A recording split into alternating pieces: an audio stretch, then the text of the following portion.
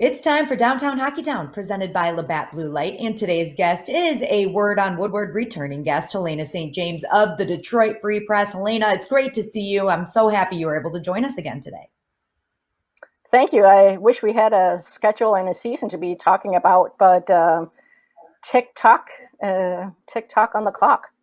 Yeah, you've got that right, Helena. It was a quiet weekend in the NHL. We know that the NHL and the NHLPA are working diligently to come to an agreement for return to play part two, I guess we'll call it. So, how are you feeling right now about where they're at and where they're headed? Well, it's interesting, right? We're looking at December, and I think usually common thinking is you need 6 weeks or so to put out a schedule. Now it's a unique situation with, they're not going to have to worry so much about building availability, except in places such as Detroit and Chicago, Boston, where the NBA also shares a building with a hockey team. But certainly not concerts and such. But I still think, the January 1st date, starting date to me is looking more and more optimistic. I honestly, I thought we would have something more concrete by now, but apparently they're still working on figuring out how they can make this work. When you look at it that way, Helena, and you're starting to figure it out, do you think that tomorrow, today actually, December 1st, I'm kind of curious. Do you think that something has to happen this week in order maybe to really hit that January 1st starting date? Because obviously, if the league wants to do two things, they want to really start on January 1st, and they want to at least have each team play in their home rink. Well, it's interesting, right? I mean, you look at it not just from the perspective of January 1st being when they would like to start the season, but just I think December 15th is kind of when teams have been told that training camps might be starting up. And in such case, I mean, I believe, as far as I know, to get into Canada, you do need to quarantine for 14 days. So Canadian teams that have loaned players to Europe need to start bringing them back. And, I mean, same with the Wings. I'm not aware that the U.S. has the same quarantine restrictions, but, they need to start thinking about or bring those players back here if they're going to looking at December 15th, and I still haven't heard anything that, the teams that weren't part of the playoff bubble, if they're going to get even a few days, certainly they're not going to get 10 days. I can't imagine that at this point. But if they're going to get, a little bit more of a time, but I don't know that that's really going to happen. I just think there are so many logistical hurdles to overcome that we need to see something soon if January 1st is going to be realistic.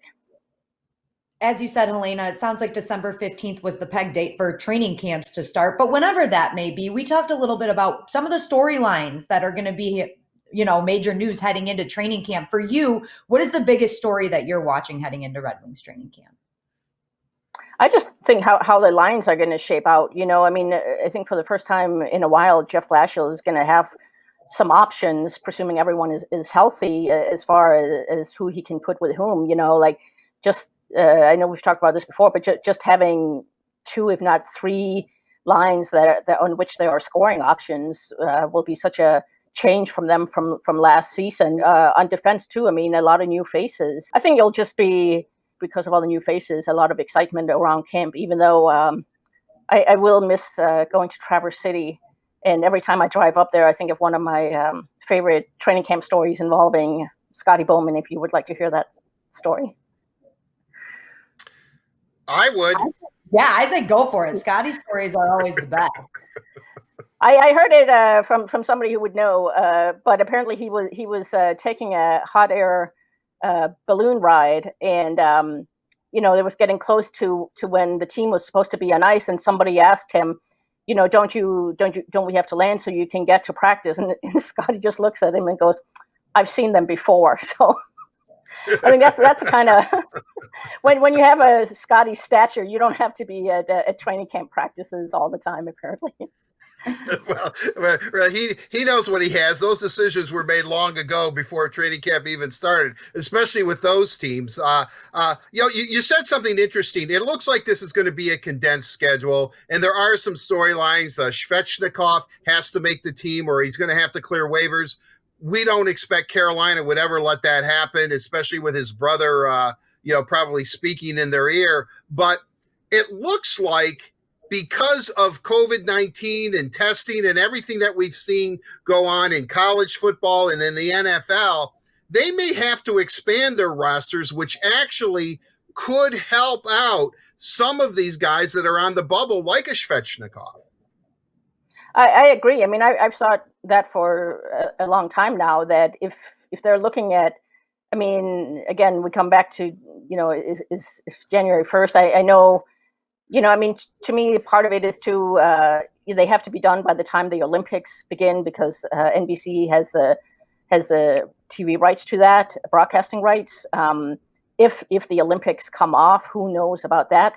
But, they're looking at, they can't just go into August and September like they did this year. So they're looking at a compressed amount of time.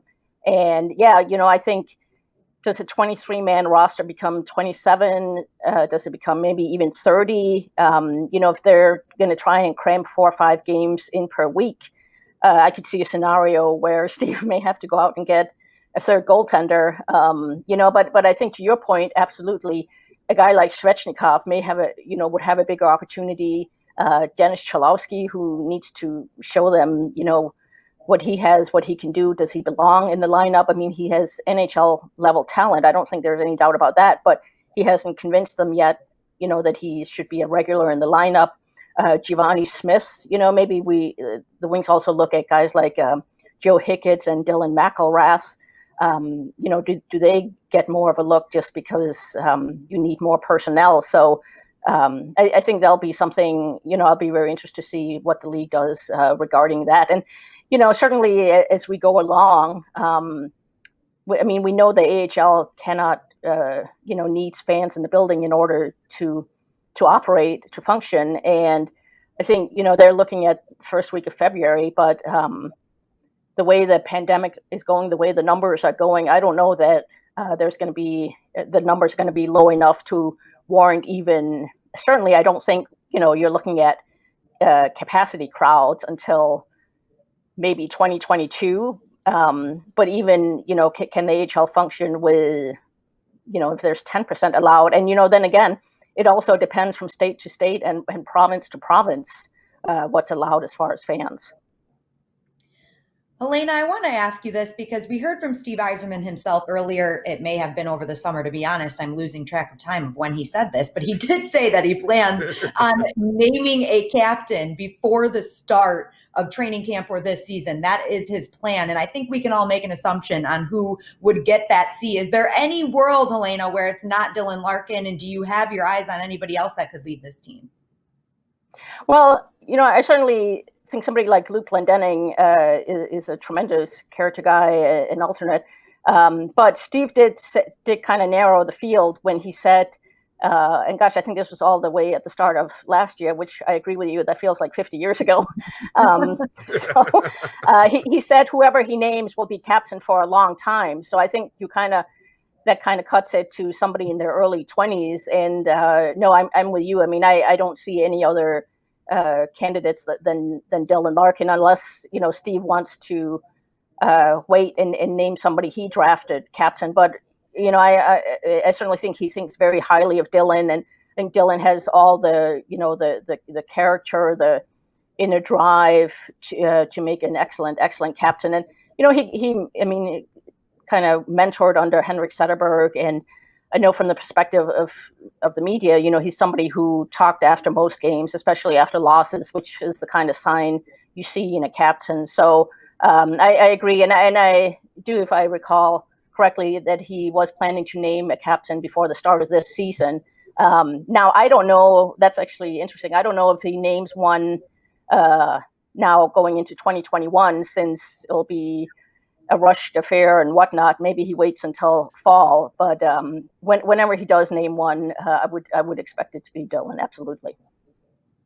Yeah, I would assume it would be Dylan too, but Captain Mo Sider doesn't sound bad either. I mean and that is somebody he drafted. I mean, Steve's going to kind of turn the screw there if he names Mo. Just to everybody who thought he was crazy when he drafted him 6th overall there in Vancouver. When you look at it, you wrote a real interesting article about when this team is going to compete again, and I know we're kind of running out of time here, but we're in such uncharted territory. I hate to sound cliche-ish here, but realistically, when do you think we're going to start seeing them turn the corner a little bit and be that competitive team that Steve definitely will make them into?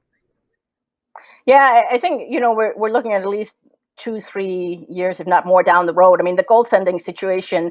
I know they're set for this season with Bernie and Grice, and Grice has a second year, but I mean, who is their goaltender of the future? They don't really have a definitive one right now. A few years back it was Peter Mrazek, but that really didn't work out to the way they had thought. So I think as far as him drafting, I think you're going to have a very good defense core in a few years, and he's stocking up on forwards. But I think until you have a goaltender that you can really look at and somebody who's going to be with the team for a long time and is a genuine number one guy, I just think and then you have to look at the other teams. I mean, let's presuming it's a normal season again next fall with the other teams in their conference. Are they one of the 8 best teams? Are they going to make the playoffs? I just think that that's still several years away. And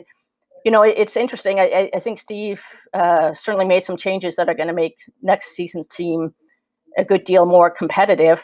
But I think he'd be the first to remind you that, it took him 14 years as a player to win his first Stanley Cup. And, if you saw my article in Sunday's Free Press, how many times he spent crying in the back room of the Joe till 3-4 in the morning over all the disappointments, and they finally won after the 1989 draft, and we know that's never ever going to be repeated. So I just think we're going to have to be patient, but I certainly do think whenever 2021 season does start, that they're going to be a good deal more competitive, and they'll beat somebody besides Montreal.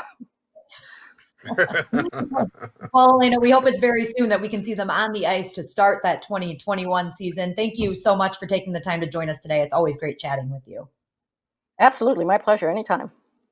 And a big thank you to Labatt Blue Light for presenting Downtown Hockeytown. Labatt Blue Light, refreshing Canadian Pilsner. Visit your local retailer when safe to pick up some Labatt Blue Light.